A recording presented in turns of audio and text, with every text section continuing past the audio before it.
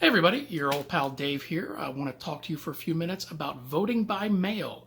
Many of you, this is your first election. You've gone through voting by mail. Some of it might be weird to you, so I'd like to talk you through all the steps. Just to know, first out of the way, the instructions I'm going over are for Ohio ballots. If you live in a different state, most of the principles I'm going to be talking about today are the same, but you're going to want to look at all the instructions on your particular ballot to make sure you're following every single step correctly. You don't want to get your ballot turned in and then they just chuck it out because you forgot to sign a line here or didn't check a box there. Follow every instruction perfectly to make sure that everything is counted. All right, we've got just got this in the mail today. This is my Ohio ballot. Irwin M. Fletcher, you choose. Pretty standard. On the back here, it's got some handy little advice.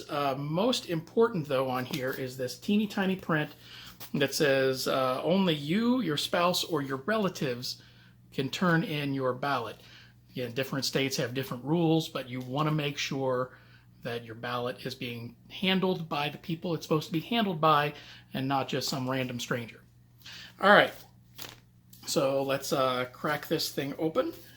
And let's see what's inside. This is the world's most boring unboxing video. There we go.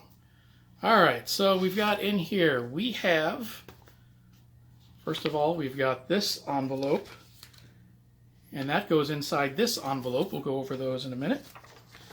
Got your instructions right there. Ooh, fancy. And then most importantly here, I have my ballot. First thing I need to read is, how to actually vote. The system we use is very simple. It's a little scan thing. You just color in the oval of the person you want to become president, congressperson, etc., etc. Two things here, very important. One is if you make a mistake, either screwed up something or voted for the wrong person, you need to call your Board of Elections immediately. They will hook you up with a replacement ballot. In Ohio, says you can ask for a new ballot up to 2 times. Secondly, I want to talk real quick about the importance of what's called the down ballot. You all know, you got your president, you've got your House of Representatives, some states you've got governor and senator, but also important are all these other little ones, including some local issues. All of these things are where most of the laws that affect you are made. I highly recommend going online to research these people before you just randomly circle a name in. Great sites to go to. League of Women Voters is a nonpartisan group. They run vote411.org. They send out questionnaires to all of the candidates who send them back. And, the questions are, hey, what's your deal? And the candidates say, here's my deal. And you can go to the website and find out what their deal is. Ballotpedia.org also has a lot of information about each candidate. Your local newspaper is going to have some rundowns for you. You can also just go to the candidates' websites themselves. They have, a full page telling you what their deal is. In Ohio, if you're not comfortable voting in something, you can skip it and it won't affect your vote being counted on anything else. So if I leave one of these races blank, it's called an undervote. And all that says is, oh, Dave didn't want to put anything down for here, so we'll ignore that one, but we'll count all his other votes. If I do circle in 2 things in the same race, that's called an overvote, and that will not count. So again, be careful of what you are voting for. On the back here, we've got some issues as well, again, determining what is going on in my neighborhood. All right, so I'm going to go vote now. Very awesome. I'm not going to tell you who I'm voting for, because you don't need to know. That's not what this video is about. This is a nonpartisan video.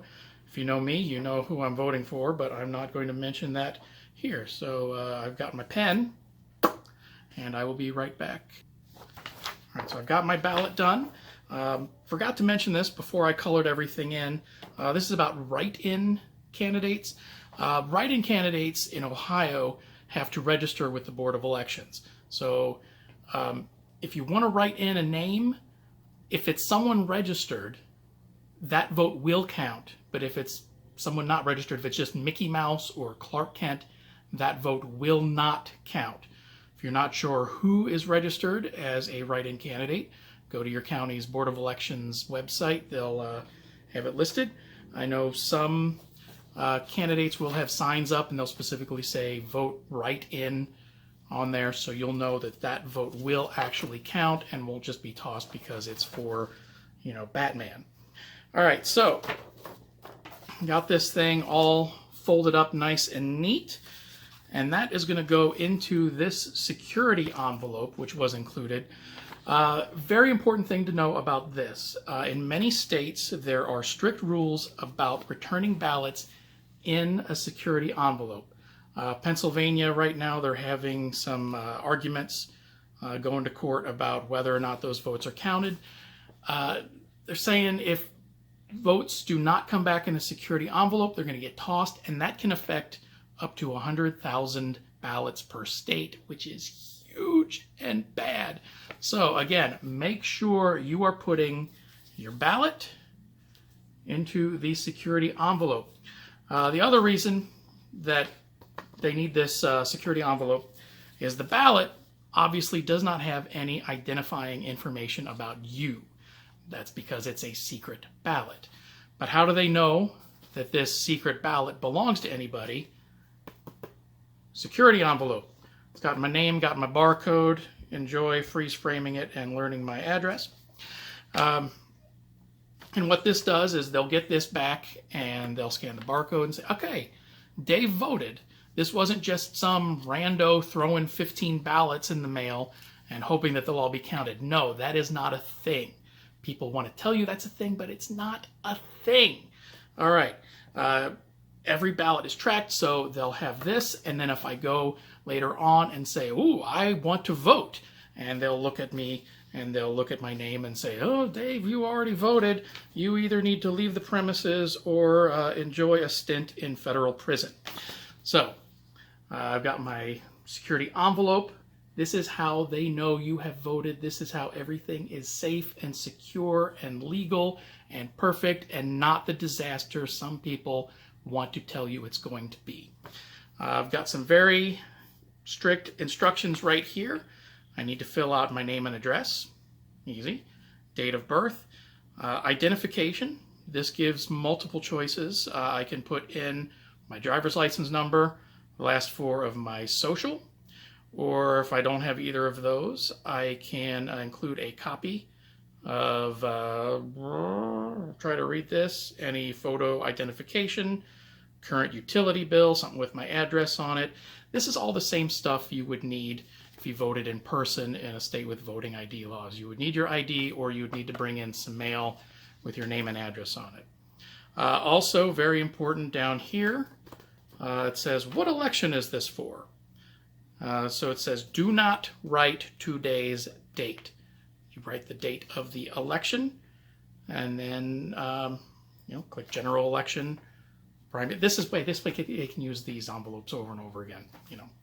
And the last thing is my signature and today's date. Make sure you don't get those two dates screwed up. I have filled all of this out, signed it myself, Wilt Chamberlain, right here. In case you're wondering, this signature also, if you're worried about fraud, they have your signature going back years, so they know how to match it up, make sure you are you. No one else is fudging somebody's name on something. All right, that's how everything is super legit, super secure. So I've got my envelope, and I got my ballot, and again, super exciting video. So before I seal it up, got a little reminder here. It says, did you fill out the other side of this envelope? I did. Did you place only your voted ballot inside? I sure did. And did you seal this envelope? I did not yet. One thing I did before I get this, it says, is your stub still attached? This is very important in Ohio, going to hold this upside down so you can't see the rest of my ballot. But all these ballots have little perforated stubs that if you were to vote in person, they tear them off, put them in a box. That's how they can keep track of everything. If you were to vote by mail, you have to wait, and then they will tear off that stub at the Board of Elections when they count the vote. By the way, they count, in Ohio, they count absentee ballots first thing on Election Day. So if you get it in by Election Day, you will not have to wait days and days and days for your vote to be counted. It will be part of the initial results released election night. They will, of course, accept ballots days later as long as it's postmarked the day before the election. They will still count them as part of the finalized votes. That's the way all elections work, is they put them through the scan to get the initial count. That's what they announce first. And then they have a couple weeks before they finalize the vote. That's where they go through all the extra votes. They go through the provisional ballots. Provisional ballot is what you get if you go to your polling place and you don't have your ID or something doesn't quite match. So they'll put that in provisional ballot, and then they'll go through and verify everything after. They'll put that toward the finalized votes, and that, of course, is the big number if you're worried on election night. But again, if you get your vote in super early, it's going to be counted on Election Day in Ohio. So I've got this, and now I've got my return ballot. So again, questions on the back of this too. Did you fill out and sign the identification envelope? Boom. Did you seal the identification envelope? Blam. Did you put the identification envelope inside this one? Or not yet, because again, I've been talking to you losers. So this is super exciting video again. So bloop. And this is the sucky part here is, did you affix postage? If you are mailing this in, you have to put the stamp on it, which is, it's going to cost you whatever the first class stamp costs these days. If you are dropping this off at the Board of Elections drop box, you of course do not need the stamp. Yep, I've got my official return envelope.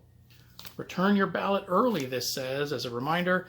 If you mail it, it must be postmarked the day before Election Day, or you can return it in person to a drop box by 7:30 p.m. on Election Day. Of course, that's Ohio.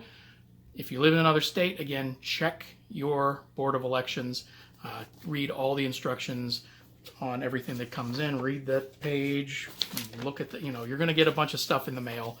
Read over all of it. One last thing, I forgot to mention this back when I was doing all the other stuff, when I had a tripod. Now I don't have one, so you get to see all the Cloverfield video here.